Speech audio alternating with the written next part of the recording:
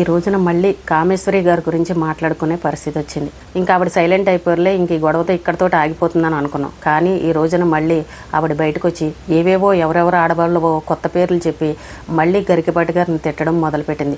మొన్న జర్నలిస్ట్ దుర్గా గారు ఒక వీడియోని తీసి పెట్టారు. ఈవిడ మాట్లాడే మాటలకి ఆ పిల్లలకి కొంచెం ఇబ్బంది పడి మీరు రండి అని పిలిస్తే ఆవిడ వెళ్ళారు. 3 గంటల పాటు గరికపాటి గారు ఫ్యామిలీతోటి మాట్లాడారు.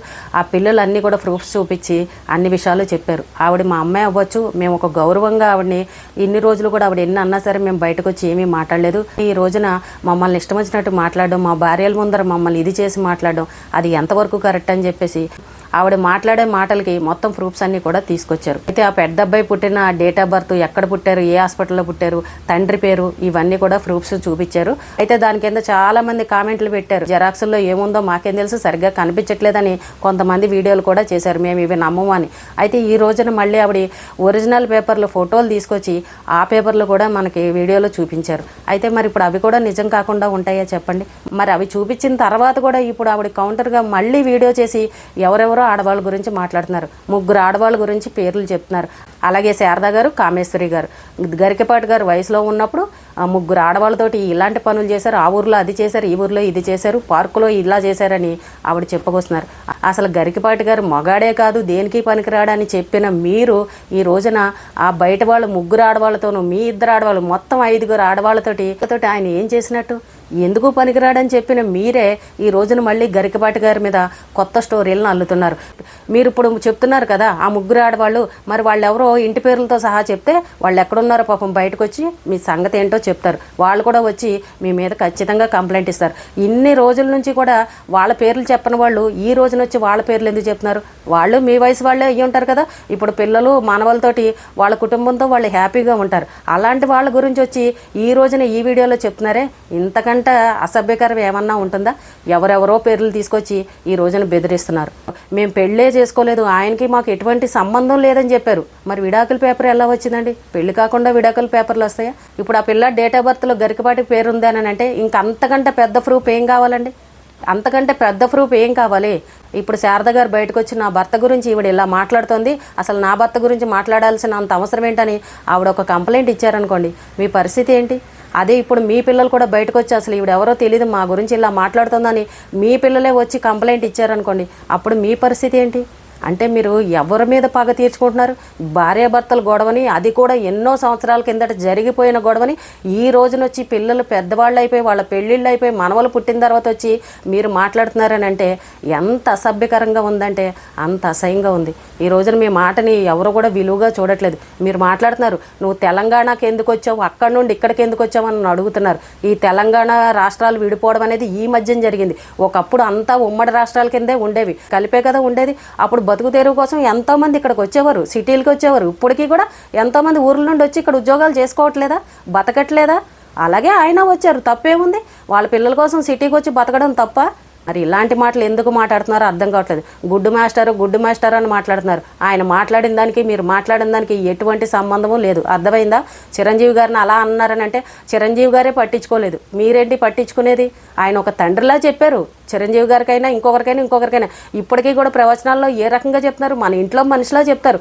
మన బాబాయ్యో, మన మావయ్యో, మన ఇంట్లో తండ్రో, చిన్నపిల్లలకైతే తాతయ్యను అని ఇంట్లో మనిషి అన్న భావంతో అందరూ వింటారు తప్ప ఎక్కడా కూడా ఆయన్ని పరాయి మనిషిలాగా ఎవ్వరూ చూడలేదు. ఆయన ఒక మాట తిట్టినా సరే మా ఇంట్లో మా నాన్నే తిట్టారు అని అన్నట్టు భావిస్తారు తప్ప మీలాగా శంకలు పెట్టుకుని మమ్మల్ని ఇలా అన్నాడని దాన్ని ఇంకొక 4 కలిపి ఈ రకంగా మాట్లాడరు ఎవరు కూడా. ఏ ప్రవచనం దగ్గరైనా చూడండి, అందరూ కాలేజీ స్టూడెంట్లే ఉంటారు. అంటే ఇష్టం లేకుండానే వెళ్తున్నారా? దొరికింది కదా అవకాశం, ఇప్పుడు ఇంకా ఆడేసుకుందాంలే. ఇప్పుడు మీ నోటంటానే వింటున్నాం, కోట్లు లక్షలు సంపాదించి బాగుపడిపోయినా అంటే వాళ్ళు ఈ రోజున మంచి స్థాయిలో ఉన్నారని మీకు ఎంత కడుపుమంటుందో మీ మాటల్లోనే తెలుస్తుంది. అయ్యో నా పిల్లలు ఈ రోజున బాగున్నారే, ఆయన బాగుండబట్టే కదా నా పిల్లలు బాగున్నారని మీ మనసులో ఎక్కడ కూడా సంతోషం అనేది లేదు. ఏ తల్లి అయినా సరే పిల్లల సంతోషాన్నే కోరుకుంటుంది. పిల్లలు ఎక్కడున్నా సరే బాగుండండి అమ్మా, మీరు బాగుంటే చాలని ఏ తల్లి అయినా కోరుకుంటుంది. కానీ ఈ రోజున మీ పిల్లలు బాగున్నారని ఏడుస్తున్నారు చూసారా, అది అసలైన ఆశ్చర్యకరమైన విషయం. భార్యాభర్తల గొడవలు అని అంటారు, ప్రతి కొంపలోనూ ఉంటాయి, ఎక్కడ లేవని అనడానికి లేదు. కానీ ఏ తల్లి అయినా సరే పిల్లల మీద ప్రేమ చూపెడుతుంది. ఇలా బజార్లోకి వచ్చి అల్లరి మాత్రం పెట్టదు. ఏ కన్న తల్లి చెయ్యని పని మీరు చేస్తున్నారు. పాత వీడియోల్లో మీరే చెప్పారు, ఏ తల్లి చెయ్యకూడని పని నేను చేశాను, నేను ఆ తప్పు చేశానని చెప్పారు.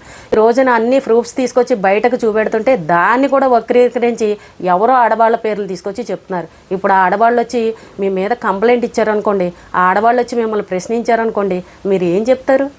విడాకులు తీసుకుని వెళ్ళిపోయిన తర్వాత అసలు మీరు ఆయన గురించి మాట్లాడాల్సినంత అవసరం ఏంటి?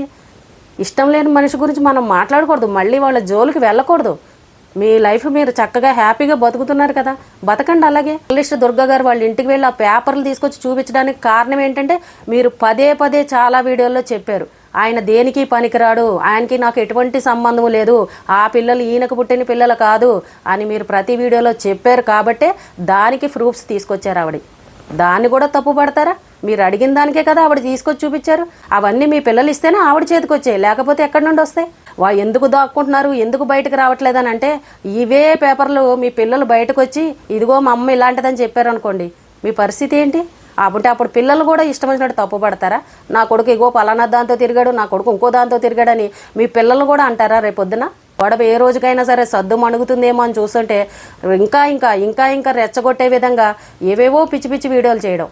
మొన్నటిదాకేమో నా వెనకాల ఎవరూ లేరు, నా బాధని చెప్పుకుంటున్నాను మీ అందరికీ, మీకు కూడా తెలియాలని ఒక వీడియోలో చెప్తారు. తర్వాత మళ్ళీ ఇంకొక వీడియోలో వచ్చి నా వెనకాల ఇంకొకడు ఉన్నాడు, నా వెనకాల ఏనుగులు ఉన్నాయి, ఇప్పుడు కొత్తగా పోలీసు దెబ్బ తిన్నవాడు ఉన్నాడు, వాడున్నాడు, ఎప్పుడు దొరుకుతావా అని చూస్తున్నాడని ఇప్పుడు కొత్త కొత్త మాటలు మళ్ళీ.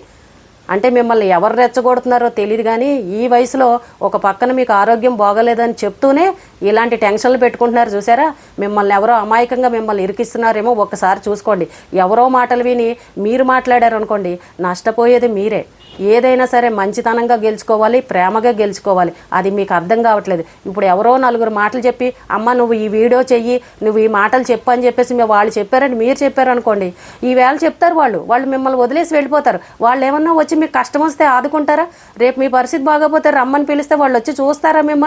మిమ్మల్ని అవసరానికి వాడుకుంటున్నారు. అది మీకు అర్థం కావట్లేదు. ఈ వయసులో మీకు ఏం కావాలి చెప్పండి? మీరేదో సంపాదించుకుంటున్నారు, కృష్ణారామ అనుకుంటూ చక్కగా భగవంతుడు భజనలు చేసుకుంటున్నారు, మీకుండే సపోర్ట్ మీకున్నారు నలుగురు మనుషులు.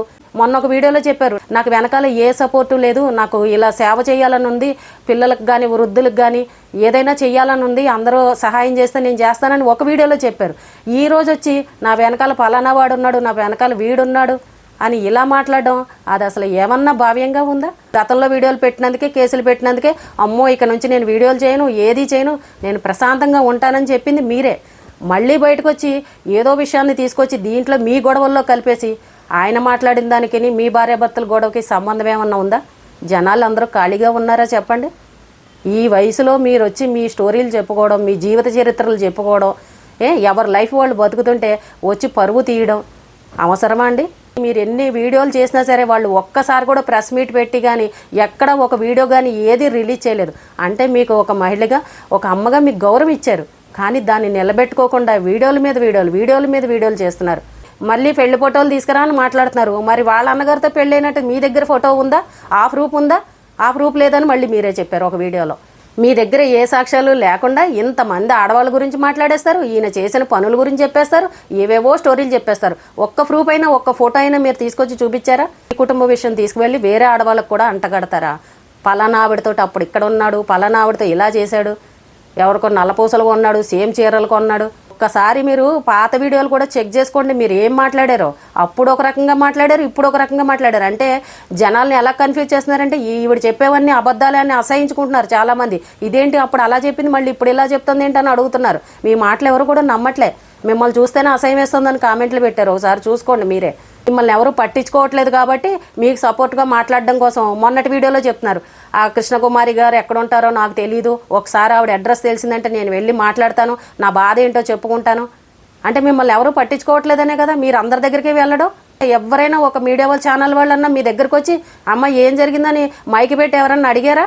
చూడండి, ఉన్న మంచి పేరుని చెడగొట్టుకోకండి. ఈ రోజున 4 మాటలు అనేసి తిట్టేయడం వల్ల ఏదో వచ్చేస్తుందని మీరు అనుకుంటున్నారు, కానీ ఇంకా కోపాలు, ద్వేషాలు ఇలాంటివి పెరుగుతాయి. ఎక్కడో ఉన్న ఆడవాళ్ళ పేర్లు కూడా ఈ రోజున ఈ రకంగా చెప్తున్నారని అంటే మీ మనసులో ఎంత పగ ప్రతీకారం ఉందో దీన్ని బట్టే అర్థమవుతుంది. అంటే మీ పిల్లలు సంతోషంగా ఉండడం మీకు ఇష్టం లేదు, వాళ్ళు బాగుపడడం మీకు ఇష్టం లేదు, వాళ్ళు కోట్లు సంపాదించుకోవడం మీకు ఇష్టం లేదు. అంటే మీ పిల్లల కంటే మీ సొంత వాళ్ళకంటే కూడా మీకు బయట వాళ్ళ మాటే ఎక్కువ. మీరు కూడా ఏమీ చేయకుండా ఉంటారేమోలే, ఇన్ని ప్రూఫ్స్ చూపించిన తర్వాత ఇంకెందుకు మాట్లాడతారులే అని అనుకున్నాం. కానీ మళ్ళీ వీడియోలు పెట్టి మరి ఎవరు మీకు ట్రైనింగ్ ఇచ్చారో తెలియదు, ఎవరో స్క్రిప్ట్ రాసి ఇచ్చారో తెలియదు, కానీ ఎవరో ఆడవాళ్ళ గురించి మాట్లాడతారే. మీరు పిల్లల్ని వదిలేసి మీరు ఇష్టపూర్వకంగా వెళ్ళిపోయారని మీరే చెప్పారు మీ వీడియోల్లో. మళ్ళీ నేను చెప్పింది అది కాదు, పిల్లల కోసం కట్టుకథ చెప్పాను. ఏ తల్లి కూడా కట్టుకథలు ఏం చెప్పదు. ఆ కట్టుకథ చెప్పాలన్నా నాన్న నేను ఏ ఆశ్రమానికో వెళ్ళిపోతున్నాను, భగవంతుడి ధ్యానం కోసం వెళ్ళిపోతున్నానని చెప్తుంది, కానీ నేను ఇంకొకటితో వెళ్ళిపోతున్నానని ఏ తల్లి పిల్లలకి చెప్పదు. పిల్లలకి నేను అలా అబద్ధం చెప్పానని మీరే మళ్ళీ కవరింగులు చేసుకుంటున్నారు. అన్నీ చెప్పింది మీరే. మీరు చెప్పిన మాటలు వినే జనాలు అందరూ వీడియోలు చేశారు. అంటే ఇందులో ఏది నిజం ఏది అబద్ధం? ఇన్ని రోజులు శారద చాలా మంచిది, శారద నా పిల్లలకు అన్నం పెట్టింది, శారద చాలా గొప్ప మనిషి అన్నారు. మరి అలాంటి శారదని ఆవిడ భర్త గురించి మాట్లాడితే ఆవిడ బాధపడదా? మీ పిల్లలకు అన్నం పెట్టిన తల్లి గురించి మీరు ఈ రోజున ఆవిడ భర్త గురించి మాట్లాడుతున్నారని అంటే మీరు ఎంత సంస్కారవంతులో దీన్ని బట్టే అర్థమవుతుంది. ప్రెస్ మీట్ పెట్టలేదు, ఎందుకు చెప్పలేదు, బయటకు ఎందుకు రాలేదని ఇలా మాట్లాడుతున్నారే, మీకు ఇచ్చిన గౌరవం, వాళ్ళకున్న సంస్కారం, వాళ్ళు అలాంటి పెంపకంలో పెరిగారు కాబట్టే మీరు ఇన్ని వీడియోలు చేసి ఇంత చెత్తగా మాట్లాడి ఇంత పరువు తీసినా వాళ్ళు బయటకు వచ్చి ఏమీ మాట్లాడలే.